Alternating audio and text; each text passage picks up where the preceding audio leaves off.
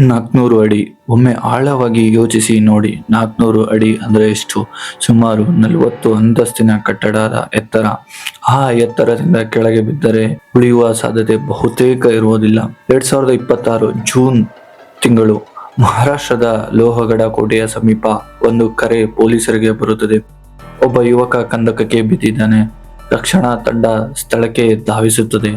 ಆದರೆ ಆಗಾಗಲೇ ತುಂಬಾ ತಡವಾಗಿತ್ತು. ಕೆಳಗೆ ಪತ್ತೆಯಾಗಿದ್ದು 26 ವರ್ಷದ ಯುವ ಉದ್ಯಮಿ ಕೇತನ್ ಅಗರ್ವಾಲ್ ಅವರ ಮೃತದೇಹ. ಮೊದಲ ನೋಟಕ್ಕೆ ಇದು ಒಂದು ದುರದೃಷ್ಟಕರ ಅಪಘಾತದಂತೆ ಕಾಣಿಸಿತು. ಫೋಟೋ ತೆಗೆದುಕೊಳ್ಳುವಾಗ ಕಾಲು ಜಾರಿ ಬಿದ್ದಿರಬಹುದು. ಕೋಟೆಯ ದಾರಿಗಳು ಅಪಾಯಕಾರಿ, ಗಾಳಿ ಜೋರಾಗಿರಬಹುದು. ಯಾರಿಗೂ ಹೆಚ್ಚಿನ ಅನುಮಾನ ಬಂದಿರಲಿಲ್ಲ. ಪ್ರಕರಣ ಬಹುತೇಕ ಅಲ್ಲಿಗೆ ಮುಗಿದಂತೆ ಕಾಣುತ್ತಿತ್ತು. ಆದರೆ ಕೆಲವೇ ದಿನಗಳ ನಂತರ ತನಿಖಾಧಿಕಾರಿಗಳ ಕೈಗೆ ಸಿಕ್ಕ ಆ ಒಂದು ಮಾಹಿತಿ ಇಡೀ ಕಥೆಯ ದಿಕ್ಕನ್ನೇ ಬದಲಾಯಿಸಿತು. ಒಂದು ಸಂಖ್ಯೆ, ಹೌದು, 2400 ಫೋನ್ ಕರೆಗಳು. ಆ ಒಂದು ಸಂಖ್ಯೆ ಒಂದು ಅಪಘಾತದ ಕಥೆಯನ್ನು ದೇಶಾದ್ಯಂತ ಸುದ್ದಿಯಾಗುವ ಪ್ರಕರಣವನ್ನಾಗಿ ಮಾಡಿತು. ನಮಸ್ಕಾರ. ಇದು ನಾವು ಇವತ್ತಿನ ದಿನಗಳಲ್ಲಿ ಹೆಚ್ಚು ಚರ್ಚೆಗೆ ಕಾರಣವಾದ ಚೇತನ್ ಅಗರ್ವಾಲ್ ಪ್ರಕರಣದ ಸಂಪೂರ್ಣ ಕಥೆಯನ್ನು ನೋಡಲಿದ್ದೇವೆ. ಆದರೆ ಈ ಕಥೆ ಆರಂಭವಾಗುವುದು ಲೋಹಗಢ ಕೋಟೆಯಲ್ಲಿ ಅಲ್ಲ, ಒಂದು ಕನಸಿನ ಮದುವೆಯಿಂದ. 2026 ಆರಂಭ. ಕೇತನ್ ಅಗರ್ವಾಲ್ ಅವರ ಜೀವನ ನೋಡಿದರೆ ಬಹುತೇಕ ಎಲ್ಲರಿಗೂ ಅಸೂಯೆ ಆಗುವಂತಿತ್ತು. ಕೇವಲ 26 ವರ್ಷ ವಯಸ್ಸು, ಯುವ ಉದ್ಯಮಿ, ಕುಟುಂಬದ ವ್ಯವಹಾರದಲ್ಲಿ ಪ್ರಮುಖ ಪಾತ್ರ, ಮುಂದಿನ ಜೀವನದ ಬಗ್ಗೆ ದೊಡ್ಡ ಕನಸುಗಳು ಮತ್ತು ಮುಖ್ಯವಾಗಿ ಇನ್ನೇನು ಕೆಲವೇ ತಿಂಗಳಲ್ಲಿ ನಡೆಯಬೇಕಿದ್ದ ಮದುವೆ. ಆ ಸಮಯದಲ್ಲಿ ಅವರ ಜೀವನದ ಅತ್ಯಂತ ಸಂತೋಷದ ಹಂತ ಶುರುವಾಗಿತ್ತು. ಸಿಯಾ ಗೋಯಲ್ ಅವರಿಗೆ ನಿಶ್ಚಿತಾರ್ಥ ನಡೆದಿತ್ತು. ಎರಡೂ ಕುಟುಂಬಗಳು ಸಂತೋಷದಲ್ಲಿದ್ದವು. ಸಂಬಂಧಿಕರು ಸಂತೋಷದಲ್ಲಿದ್ದರು. ಭವಿಷ್ಯದ ಬಗ್ಗೆ ಯೋಚನೆಗಳು ಶುರುವಾಗಿದ್ದವು. ಸಾಮಾನ್ಯ ಮದುವೆಯಲ್ಲ, ಬಹಳ ಅದ್ದೂರಿ ಕಾರ್ಯಕ್ರಮ. ರಾಜಸ್ಥಾನದ ಉದಯಪುರದಲ್ಲಿ ಭವ್ಯ ಅರಮನೆ ಬುಕ್ ಮಾಡಲಾಗಿತ್ತು. ನೂರಾರು ಅತಿಥಿಗಳು ಭಾಗವಹಿಸಬೇಕಿತ್ತು. ವಿಶೇಷ ವ್ಯವಸ್ಥೆಗಳು ಕೂಡ ನಡೆಯುತ್ತಿದ್ದವು. ಎಲ್ಲವೂ ಒಂದು ಸಿನಿಮಾದ ಕಥೆಯಂತೆ ಕಾಣುತ್ತಿತ್ತು. ಕೇತನ್ ಅವರ ಕುಟುಂಬ ತುಂಬಾ ಉತ್ಸಾಹದಲ್ಲಿತ್ತು. ಅವರು ಕೇವಲ ಸೊಸೆ ಬರುತ್ತಾಳೆ ಅಂತ ಯೋಚಿಸುತ್ತಿರಲಿಲ್ಲ. ಈಗಾಗಲೇ ಕುಟುಂಬದ ಸದಸ್ಯಂತೆ ನೋಡಿಕೊಳ್ಳಲು ಆರಂಭಿಸಿದ್ದರು. ಶಾಪಿಂಗ್, ಡಿನ್ನರ್, ಕುಟುಂಬದ ಕಾರ್ಯಕ್ರಮಗಳು ಎಲ್ಲದರಲ್ಲೂ ಸಿಯಾ ಭಾಗಿಯಾಗುತ್ತಿದ್ದಳು. ಹೊರಗಿನಿಂದ ನೋಡಿದರೆ ಇದು ಒಂದು ಪರಿಪೂರ್ಣ ಪ್ರೇಮ ಕಥೆಯಂತೆ ಕಾಣುತ್ತಿತ್ತು. ಆದರೆ ಹೆಚ್ಚಿನ ಥ್ರಿಲ್ಲರ್ ಕಥೆಗಳಲ್ಲಿ ಇರುವಂತೆ ಈ ಕಥೆಯಲ್ಲೂ ಒಂದು ಭಾಗ ಯಾರಿಗೂ ಕಾಣಿಸುತ್ತಿರಲಿಲ್ಲ. ತೆರೆಯ ಮುಂದೆ ಒಂದು ಕಥೆ ನಡೆಯುತ್ತಿದ್ದರೆ ತೆರೆಯ ಹಿಂದೆ ಇನ್ನೊಂದು ಕಥೆ ನಡೆಯುತ್ತಿತ್ತು. ಆ ಸಮಯದಲ್ಲಿ ಅದನ್ನು ಯಾರೂ ಗಮನಿಸಿರಲಿಲ್ಲ. ಚೇತನ್ ಕೂಡ ಅಲ್ಲ, ಅವರ ಕುಟುಂಬ ಕೂಡ ಅಲ್ಲ, ಮತ್ತು ಬಹುಶಃ ಸುತ್ತಲಿನ ಯಾರೂ ಅಲ್ಲ. ನಿಜ ಹೇಳಬೇಕೆಂದರೆ ಈ ಹಂತದಲ್ಲಿ ಯಾರಾದರೂ ಕೇತನ್ ಅವರಿಗೆ ಕೆಲವೇ ವಾರಗಳಲ್ಲಿ ಅವರ ಜೀವನ ಸಂಪೂರ್ಣ ಬದಲಾಗಲಿದೆ ಎಂದು ಹೇಳಿದರೆ ಬಹುಶಃ ಅವರು ನಂಬುತ್ತಿರಲಿಲ್ಲ. ಏಕೆಂದರೆ ಎಲ್ಲವೂ ಸರಿಯಾಗಿತ್ತು, ಅಥವಾ ಕನಿಷ್ಠ ಹಾಗೆ ಕಾಣುತ್ತಿತ್ತು. ಆದರೆ ಕೆಲವೇ ವಾರಗಳ ನಂತರ ಒಂದು ಹೆಸರು ತನಿಖೆಯಲ್ಲಿ ಮತ್ತೆ ಮತ್ತೆ ಕೇಳಿಸತೊಡಗಿತು. ಒಂದು ಹೆಸರು ಆ ಕಥೆಯ ದಿಕ್ಕನ್ನೇ ಬದಲಾಯಿಸುತ್ತದೆ. ಆ ಹೆಸರು ಚೇತನ್. ಆದರೆ ಚೇತನ್ ಯಾರು? ಅವರು ಈ ಕಥೆಗೆ ಹೇಗೆ ಸಂಬಂಧಿಸಿದರು? ಮತ್ತು 2004 ಫೋನ್ ಕರೆಗಳ ರಹಸ್ಯ ಏನು? ಕತೆ ಇಲ್ಲಿಂದಲೇ ವಿಚಿತ್ರವಾಗಲು ಆರಂಭಿಸುತ್ತದೆ. ಕೆಲವೊಮ್ಮೆ ಒಂದು ದೊಡ್ಡ ಪ್ರಕರಣವನ್ನು ಬಗೆಹರಿಸುವುದು ಯಾವುದೇ ಸಿಸಿಟಿವಿ ದೃಶ್ಯ ಅಲ್ಲ, ಯಾವುದೇ ಬೆರಳಚ್ಚು ಕೂಡ ಅಲ್ಲ. ಒಂದು ಸಣ್ಣ ಡಿಜಿಟಲ್ ಸುಳಿವು, ಒಂದು ಕರೆ ದಾಖಲೆ, ಒಂದು ಸಂದೇಶ ಅಥವಾ ಒಂದು ಸಂಖ್ಯೆ. ಈ ಪ್ರಕರಣದಲ್ಲೂ ಹಾಗೆ ಆಯಿತು. ಕೇತನ್ ಸಾವಿನ ನಂತರ ಆರಂಭವಾದ ತನಿಖೆಯಲ್ಲಿ ಪೊಲೀಸರು ಮೊಬೈಲ್ ದಾಖಲೆಗಳನ್ನು ಪರಿಶೀಲಿಸಲು ಆರಂಭಿಸಿದರು. ಮೊದಲಿಗೆ ಅದು ಕೇವಲ ಸಾಮಾನ್ಯ ತನಿಖೆಯಾಗಿತ್ತು. ಆದರೆ ಕೆಲವೇ ಗಂಟೆಗಳಲ್ಲಿ ಅವರಿಗೆ ಒಂದು ವಿಷಯ ಗಮನಕ್ಕೆ ಬಂತು. ಒಂದು ಹೆಸರು, ಚೇತನ್. ಆ ಹೆಸರು ದಾಖಲೆಗಳಲ್ಲಿ ಮತ್ತೆ ಮತ್ತೆ ಕಾಣಿಸುತ್ತಿತ್ತು. ಮೊದಲಿಗೆ ಯಾರು ಅದಕ್ಕೆ ಹೆಚ್ಚಿನ ಮಹತ್ವ ನೀಡಲಿಲ್ಲ. ಆದರೆ ಪೊಲೀಸರು ಇನ್ನಷ್ಟು ಆಳಕ್ಕೆ ಹೋದಾಗ ಅವರಿಗೆ ಒಂದು ಅಚ್ಚರಿಯ ಸಂಗತಿ ಗೊತ್ತಾಯಿತು. ಜನವರಿಯಿಂದ ಜೂನ್ ವರೆಗೆ ಸಿಯಾ ಮತ್ತು ಚೇತನ್ ನಡುವೆ ನಡೆದಿದ್ದ ಕರೆಗಳ ಸಂಖ್ಯೆ. ಹೌದು, ನಾನು ಮೊದಲ ಬಾರಿ ಈ ಸಂಖ್ಯೆ ನೋಡಿದಾಗ ನನಗೂ ಕೂಡ ಆಶ್ಚರ್ಯವಾಯಿತು. ಏಕೆಂದರೆ ಇದು ಕೆಲವೊಮ್ಮೆ ಮಾತನಾಡುವ ಇಬ್ಬರ ದಾಖಲೆಯಲ್ಲ, ಇದು ನಿರಂತರ ಸಂಪರ್ಕದ ದಾಖಲೆ. ಒಟ್ಟು 238 ಗಂಟೆಗಳ ಮಾತುಕತೆ, ಅಂದರೆ ದಿನಗಳವರೆಗೆ ನಡೆಯುವ ಸಂಭಾಷಣೆ. ಈ ಹಂತದಲ್ಲಿ ತನಿಖಾಧಿಕಾರಿಗಳ ಮನಸ್ಸಿನಲ್ಲಿ ಒಂದೇ ಪ್ರಶ್ನೆ ಮೂಡಿತು. ಈ ಸಂಬಂಧದ ಹಿಂದೆ ಇನ್ನೇನಾದರೂ ಇದೆಯಾ, ಅಥವಾ ಇದು ಕೇವಲ ಸ್ನೇಹವೇ? ಅದಕ್ಕೆ ಉತ್ತರ ಹುಡುಕಲು ಪೊಲೀಸರು ಮುಂದುವರೆದರು. ಮತ್ತು ಆಗ ಅವರಿಗೆ ಮತ್ತೊಂದು ವಿಚಿತ್ರ ಘಟನೆ ನೆನಪಾಯಿತು. ಅದೇ ಬಾಲಿ ಪ್ರವಾಸ. ನಿಶ್ಚಿತಾರ್ಥದ ಕೆಲವೇ ದಿನಗಳ ನಂತರ ಒಂದು ವಿಶೇಷ ಪ್ರವಾಸ ಯೋಜಿಸಲಾಗಿತ್ತು. ಗಮ್ಯಸ್ಥಾನ ಬಾಲಿ. ಸಮುದ್ರದ ತೀರಗಳು, ಐಷಾರಾಮಿ ರೆಸಾರ್ಟ್ಗಳು, ಒಂದು ಹೊಸ ಜೀವನ ಆರಂಭವಾಗುವ ಮೊದಲ ನೆನಪಿನ ಪ್ರಯಾಣ. ಎಲ್ಲ ವ್ಯವಸ್ಥೆಗಳು ಆಗಿದ್ದವು. ಟಿಕೆಟ್ಗಳು ಬುಕ್ ಆಗಿದ್ದವು. ಪ್ರಯಾಣದ ದಿನವೂ ಬಂದಿತ್ತು. ಗುಂಪು ವಿಮಾನ ನಿಲ್ದಾಣಕ್ಕೆ ತಲುಪಿತು. ಎಲ್ಲರೂ ಉತ್ಸಾಹದಲ್ಲಿದ್ದರು. ಆದರೆ ಕೆಲವೇ ನಿಮಿಷಗಳಲ್ಲಿ ಎಲ್ಲವೂ ಬದಲಾಯಿತು. ಕೇತನ್ ಅವರ ಪಾಸ್ಪೋರ್ಟ್ ಕಾಣೆಯಾಗಿತ್ತು. ಒಬ್ಬ ವ್ಯಕ್ತಿಯ ಪಾಸ್ಪೋರ್ಟ್ ಕಳೆದು ಹೋಗುವುದು ಹೊಸ ವಿಷಯವಲ್ಲ, ಆದರೆ ಇಲ್ಲಿ ಒಂದು ವಿಚಿತ್ರ ಸಂಗತಿ ನಡೆದಿತ್ತು. ಉಳಿದವರ ದಾಖಲೆಗಳು ಸುರಕ್ಷಿತವಾಗಿದ್ದವು. ಕೇವಲ ಕೇತನ್ ಅವರ ಪಾಸ್ಪೋರ್ಟ್ ಮಾತ್ರ ಸಿಗಲಿಲ್ಲ. ಫಲಿತಾಂಶ, ಇಡೀ ಪ್ರವಾಸ ರದ್ದಾಯಿತು. ಎಲ್ಲರೂ ಮನೆಗೆ ಹಿಂತಿರುಗಿದರು. ಆ ಸಮಯದಲ್ಲಿ ಇದನ್ನು ದುರದೃಷ್ಟ ಎಂದು ಭಾವಿಸಲಾಯಿತು. ನಿಜ ಹೇಳಬೇಕೆಂದರೆ ನಾನು ಆ ದಿನ ಅಲ್ಲಿದ್ದರೆ ಬಹುಶಃ ಅದನ್ನೇ ನಂಬುತ್ತಿದ್ದೆವು. ಆದರೆ ನಂತರ ತನಿಖೆ ಈ ಘಟನೆಯತ್ತ ಮತ್ತೆ ತಿರುಗಿ ನೋಡಿತು ಮತ್ತು ಒಂದು ಪ್ರಶ್ನೆ ಕೇಳಿತು: ಇದು ನಿಜವಾಗಿಯೂ ಕಾಕತಾಳೀಯವೇ ಅಥವಾ ಇದು ದೊಡ್ಡ ಕಥೆಯ ಒಂದು ಭಾಗವೇ? ಸಮಯ ಕಳೆಯುತ್ತಿತ್ತು. ಮದುವೆಯ ದಿನ ಹತ್ತಿರ ಬರುತ್ತಿತ್ತು. ಕುಟುಂಬಗಳು ಸಿದ್ಧತೆಯಲ್ಲಿ ನಿರತರಾಗಿದ್ದರು. ಆದರೆ ಪೊಲೀಸ್ ಆರೋಪದ ಪ್ರಕಾರ ತೆರೆ ಹಿಂದೆ ಮತ್ತೊಂದು ಯೋಜನೆ ರೂಪುಗೊಳ್ಳುತ್ತಿತ್ತು. ಆ ಯೋಜನೆಯಲ್ಲಿ ಪ್ರಮುಖ ಪಾತ್ರ ವಹಿಸಿದ ಸ್ಥಳ ಲೋಹಗಢ ಕೋಟೆ.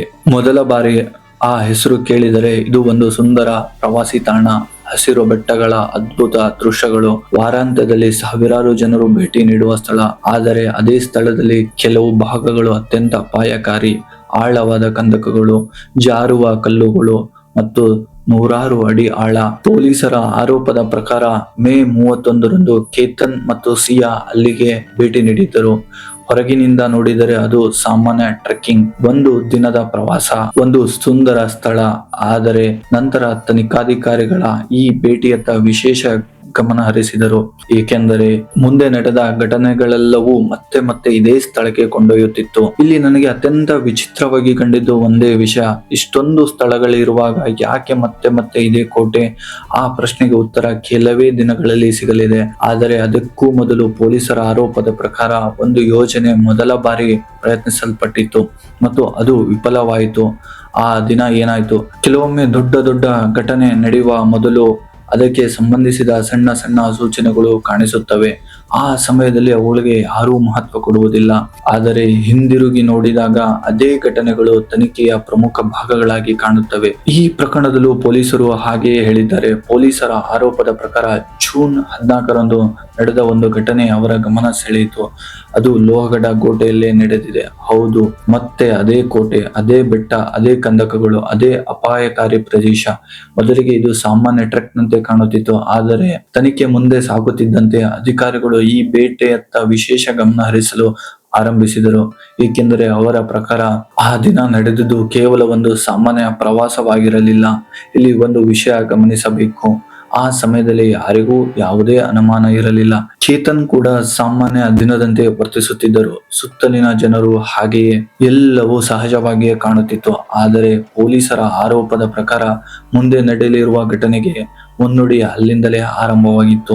ದಿನಗಳು ಕಳೆಯುತ್ತಿದ್ದವು. ಮದುವೆಯ ದಿನಾಂಕ ಇನ್ನಷ್ಟು ಹತ್ತಿರ ಬರುತ್ತಿತ್ತು. ಕುಟುಂಬದವರು ಸಿದ್ಧತೆಯಲ್ಲಿ ನಿರತರಾಗಿದ್ದರು. ಭವ್ಯ ಕಾರ್ಯಕ್ರಮದ ಬಗ್ಗೆ ಚರ್ಚೆಗಳು ನಡೆಯುತ್ತಿದ್ದವು. ಹೊಸ ಬಟ್ಟೆಗಳು, ಹೊಸ ಯೋಜನೆಗಳು, ಹೊಸ ಕನಸುಗಳು. ಇದರ ಮಧ್ಯೆ ಸಿಯಾ ಅವರ ಹುಟ್ಟುಹಬ್ಬವೂ ಹತ್ತಿರ ಬರುತ್ತಿತ್ತು. ಸಾಮಾನ್ಯವಾಗಿ ಹುಟ್ಟುಹಬ್ಬ ಎಂದರೆ ರೆಸಾರ್ಟ್, ರೆಸ್ಟೋರೆಂಟ್, ಕುಟುಂಬದ ಸಮಾರಂಭ. ಆದರೆ ಈ ಬಾರಿ ಒಂದು ವಿಭಿನ್ನ ಆಲೋಚನೆ ಮುಂದಕ್ಕೆ ಬಂದಿತ್ತು. ಹುಟ್ಟುಹಬ್ಬವನ್ನು ಲೋಹಗಢದ ಕೋಟೆಯಲ್ಲಿ ಆಚರಿಸುವುದು. ಹೌದು, ಮತ್ತೆ ಅದೇ ಕೋಟೆ, ಮತ್ತೆ ಅದೇ ಸ್ಥಳ. ಹೊರಗಿಂದ ನೋಡಿದರೆ ಇದು ತುಂಬಾ ಸಾಮಾನ್ಯವಾಗಿ ಕಾಣುತ್ತದೆ. ಸ್ನೇಹಿತರು, ಕುಟುಂಬದವರು, ಒಂದು ದಿನದ ಟ್ರೆಕ್, ಕೆಲವು ಫೋಟೋಗಳು, ಒಂದು ಚಿಕ್ಕ ಸಂಭ್ರಮ ಅಷ್ಟೇ. ಆದರೆ ಇಲ್ಲಿಯೇ ಕತೆ ಮತ್ತೊಮ್ಮೆ ವಿಚಿತ್ರ ತಿರುವು ಪಡೆಯುತ್ತದೆ.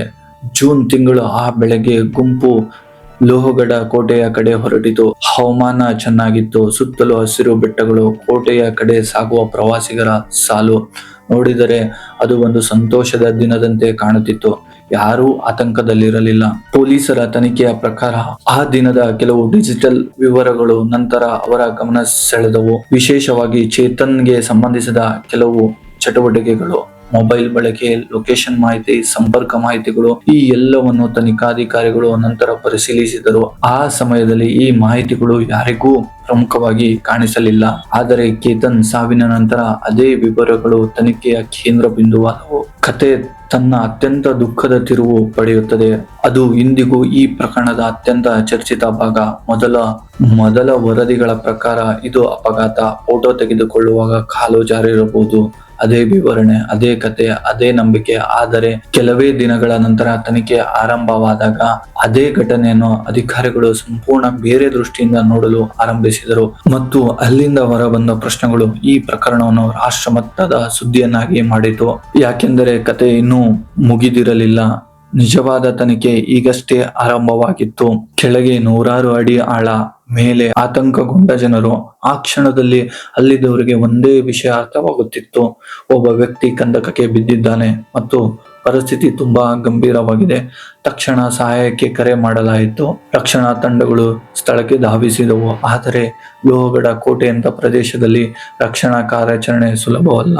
ಕಿರಿದಾದ ದಾರಿಗಳು, ಆಳವಾದ ಕಂದಕ, ಅಪಾಯಕಾರಿ ಇಳಿಜಾರು, ಪ್ರತಿ ಹೆಜ್ಜೆಯೂ ಸವಾಲು. ಕೊನೆಗೆ ಕೇತನ್ ಅವರನ್ನು ಪತ್ತೆ ಹಚ್ಚಲಾಯಿತು. ನಂತರ ವೈದ್ಯರು ಅವರನ್ನು ಮೃತ ಎಂದು ಘೋಷಿಸಿದರು. ಆ ಕ್ಷಣದಲ್ಲಿ ಎಲ್ಲರೂ ಒಂದೇ ವಿಷಯ ನಂಬಿದ್ದರು. ಇದು ಒಂದು ಅಪಘಾತ, ದುರದೃಷ್ಟಕರ, ಆಘಾತಕಾರಿ, ಆದರೆ ಅಪಘಾತ.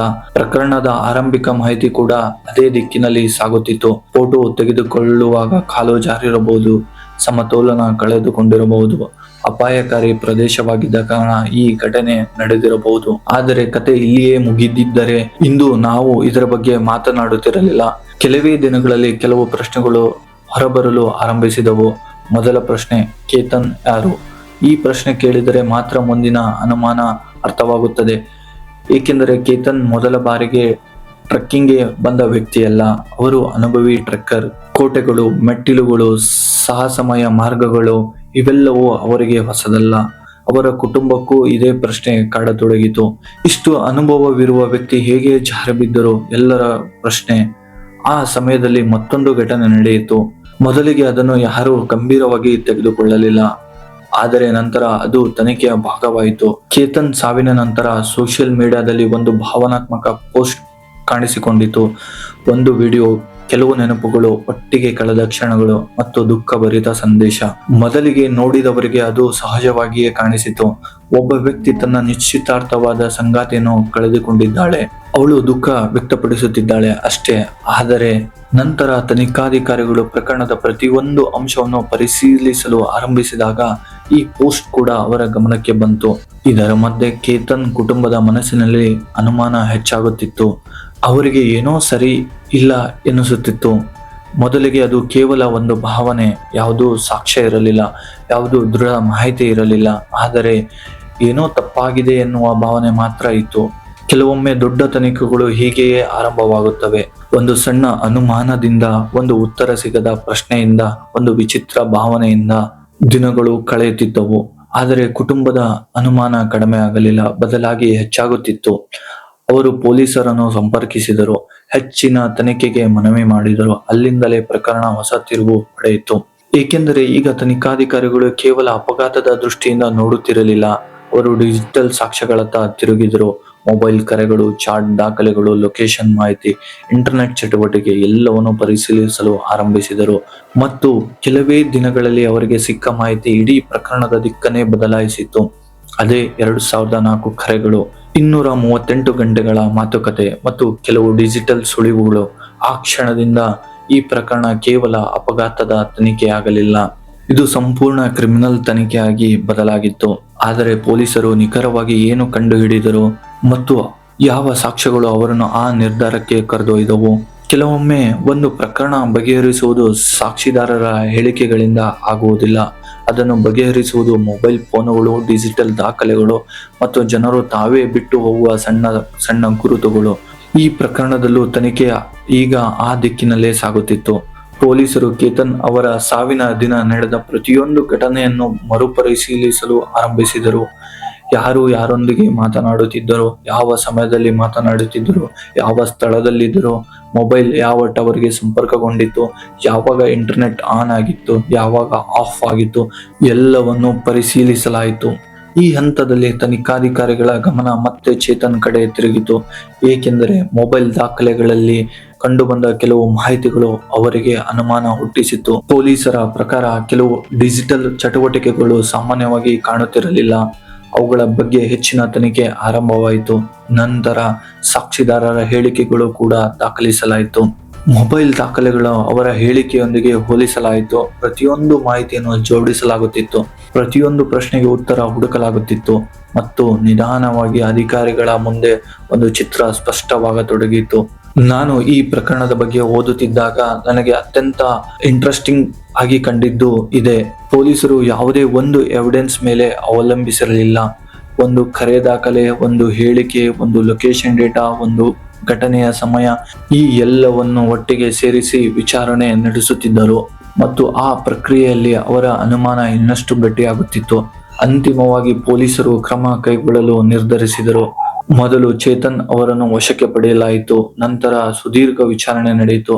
ಅವರ ಉತ್ತರಗಳನ್ನು ಪರಿಶೀಲಿಸಲಾಯಿತು, ಡಿಜಿಟಲ್ ಸಾಕ್ಷ್ಯಗಳೊಂದಿಗೆ ಹೋಲಿಸಲಾಯಿತು ಮತ್ತು ಕೆಲವೇ ಗಂಟೆಗಳ ನಂತರ ಈ ಪ್ರಕರಣ ಮತ್ತೊಂದು ದೊಡ್ಡ ತಿರುವು ಪಡೆಯಿತು. ಅದೇ ಸಿಯಾ ಅವರನ್ನು ಬಂಧಿಸಲಾಯಿತು. ಈ ಸುದ್ದಿ ಹೊರಬಿದ್ದ ಕ್ಷಣದಿಂದ ಪ್ರಕರಣ ದೇಶಾದ್ಯಂತ ಸುದ್ದಿಯಾಯಿತು. ಮೊದಲಿಗೆ ಅಪಘಾತ ಎಂದು ಭಾವಿಸಿದ್ದ ಪ್ರಕರಣ ಈಗ ಕೊಲೆ ಆರೋಪಗಳ ತನಿಖೆಯಾಗಿ ಬದಲಾಗಿತ್ತು. ಮಾಧ್ಯಮಗಳಲ್ಲಿ ಚರ್ಚೆಗಳು ಆರಂಭವಾದವು. ಸೋಷಿಯಲ್ ಮೀಡಿಯಾದಲ್ಲಿ ಸಾವಿರಾರು ಜನರು ಅಭಿಪ್ರಾಯವನ್ನು ವ್ಯಕ್ತಪಡಿಸಲು ಆರಂಭಿಸಿದರು. ಪ್ರತಿಯೊಬ್ಬರ ಮನಸ್ಸಿನಲ್ಲೂ ಒಂದೇ ಪ್ರಶ್ನೆ, ನಿಜವಾಗಿಯೂ ಏನಾಯಿತು? ಆದರೆ ಇಲ್ಲಿ ಒಂದು ಬಹಳ ಮುಖ್ಯ ವಿಷಯ ಇದೆ. ಪೊಲೀಸರ ಆರೋಪಗಳು ಒಂದು ಕಡೆ, ಆರೋಪಿಗಳ ವಾದಗಳು ಮತ್ತೊಂದು ಕಡೆ. ಅಂತಿಮ ಸತ್ಯವನ್ನು ನಿರ್ಧರಿಸುವುದು ನ್ಯಾಯಾಲಯ ಮತ್ತು ಈ ಪ್ರಕರಣದಲ್ಲೂ ಅಂತಿಮ ತೀರ್ಪು ನ್ಯಾಯಾಂಗ ಪ್ರಕ್ರಿಯೆಯ ಮೂಲಕವೇ ಬರಬೇಕು. ಅದನ್ನು ನಾವು ಯಾವಾಗಲೂ ನೆನಪಿಟ್ಟುಕೊಳ್ಳಬೇಕು. ಆದರೆ ಈ ಪ್ರಕರಣವನ್ನು ವಿಶೇಷವಾಗಿಸುವುದು ಕೇವಲ ಅದರ ಕಾನೂನು ಭಾಗವಲ್ಲ. ಒಂದು ಭವ್ಯ ಮದುವೆಯ ಕನಸು, ಒಂದು ಯುವ ಜೀವನ, ಒಂದು ಕುಟುಂಬದ ಭವಿಷ್ಯದ ನಿರೀಕ್ಷೆಗಳು ಮತ್ತು ಕೆಲವೇ ದಿನಗಳಲ್ಲಿ ಎಲ್ಲವನ್ನು ಬದಲಾಯಿಸಿದ ಒಂದು ದುರ್ಘಟನೆ. ಇದಕ್ಕಾಗಿಯೇ ಈ ಪ್ರಕರಣ ಜನರ ಮನಸ್ಸಿನಲ್ಲಿ ಉಳಿದುಕೊಂಡಿದೆ. ಒಂದು ಕ್ಷಣ ಮತ್ತೆ ಆರಂಭಕ್ಕೆ ಹೋಗೋಣ. ಉದಯಪುರದ ಅರಮನೆ, ಭವ್ಯ ಮದುವೆಯ ಸಿದ್ಧತೆ, ವಿಶೇಷ ವ್ಯವಸ್ಥೆಗಳು, ಹುಟ್ಟುಹಬ್ಬದ ಆಚರಣೆಯ ಯೋಜನೆ, ಭವಿಷ್ಯದ ಸಾವಿರಾರು ಕನಸುಗಳು. ಅಲ್ಲಿಂದ ಲೋಹಗಢ ಕೋಟೆ, 400 ಅಡಿ ಕಂದಕ ಮತ್ತು ಒಂದು ಸಾವಿನ ಸುದ್ದಿ. ಕೆಲವೇ ವಾರಗಳಲ್ಲಿ ನಡೆದ ಈ ಬದಲಾವಣೆ ಇಂದಿಗೂ ಅನೇಕರನ್ನು ಬೆಚ್ಚಿ ಬೀಳಿಸುತ್ತದೆ. ನಿಜ ಹೇಳಬೇಕೆಂದರೆ ಈ ಪ್ರಕರಣ ಮುಗಿದ ನಂತರವೂ ನನ್ನ ಮನಸ್ಸಿನಲ್ಲಿ ಉಳಿದ ಪ್ರಶ್ನೆ ಒಂದು. ಯಾವುದೇ ಸಂಬಂಧದಲ್ಲಿ ಸಮಸ್ಯೆಗಳಿದ್ದರೆ ಜನರು ಮಾತನಾಡಬಹುದು, ದೂರವಾಗಬಹುದು, ತಮ್ಮ ದಾರಿಯನ್ನು ಹಿಡಿದು ಹೋಗಬಹುದು. ಆದರೆ ಈ ಪ್ರಕರಣದಲ್ಲಿ ಏಕೆ ಇಷ್ಟೊಂದು ದೊಡ್ಡ ದುರಂತ ಸಂಭವಿಸಿತು? ಅದರ ಸಂಪೂರ್ಣ ಉತ್ತರ ಬಹುಶಃ ನ್ಯಾಯಾಲಯದ ಪ್ರಕ್ರಿಯೆಯಲ್ಲಿ ಮಾತ್ರ ಸಿಗಬಹುದು. ನಿಮಗೆ ಈ ಪ್ರಕರಣದ ಬಗ್ಗೆ ಏನು ಅನಿಸುತ್ತಿದೆ? ಈ ಪ್ರಕರಣದಲ್ಲಿ ನಿಮ್ಮ ಗಮನ ಸೆಳೆದ ಅಂಶ ಯಾವುದು? ಕಾಮೆಂಟ್ನಲ್ಲಿ ತಿಳಿಸಿ.